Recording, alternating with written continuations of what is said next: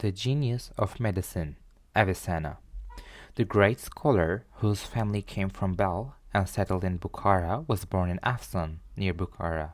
He passed away on 21st of June, 137 in Hamedan. The real name of Avicenna is Ebu'l-Ali al-Husayn Abdullah Ibn Sina. Avicenna impressed people with his intelligence and memory at an early age. Avicenna, whose father's name was Abdullah, took his first lessons from his father. Later, he took lessons on logic, mathematics, and astronomy from Natili and Ibn-i Zahid. The work of the scholar, who was a very intelligent boy back then, was remarkable. The scholar, who slept very little and spent most of his days reading and thinking, progressed in almost every field of science.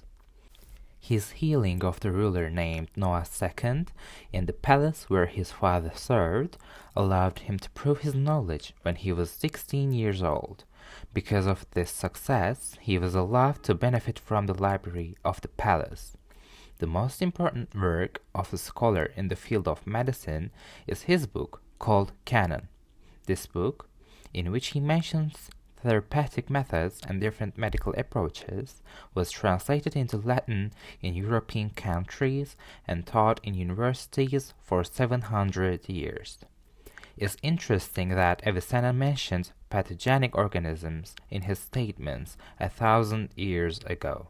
In such a period, when there was no microscope, the things that the scholar stated revealed his intelligence.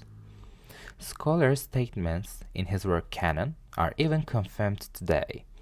It's revealed that all his works were written correctly in a 1,000-year time period. Not only in the field of medicine, but also in many other fields, the scholar had a voice in the philosophy of education, philosophy of life, philosophy of creation, chemistry, and astronomy. In addition to these, we see that he was also interested in music and poetry in a way which showed that he had a delicate soul.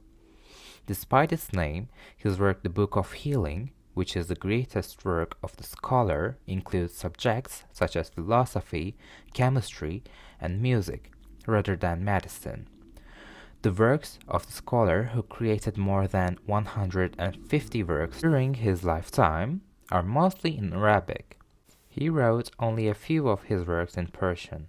The reason for this is that people of that time tended to write their works in Arabic. However, for this and some reasons, he was first called Iranian scholar in European countries.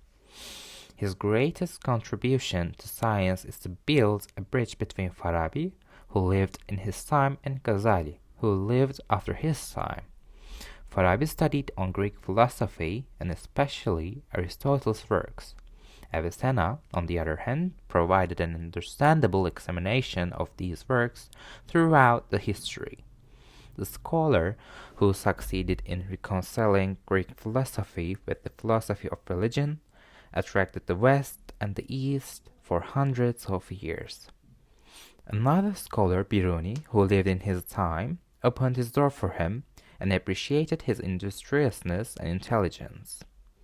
These compliments of a scholar like Biruni caused jealousy in people, and for this reason, Avicenna was even slandered.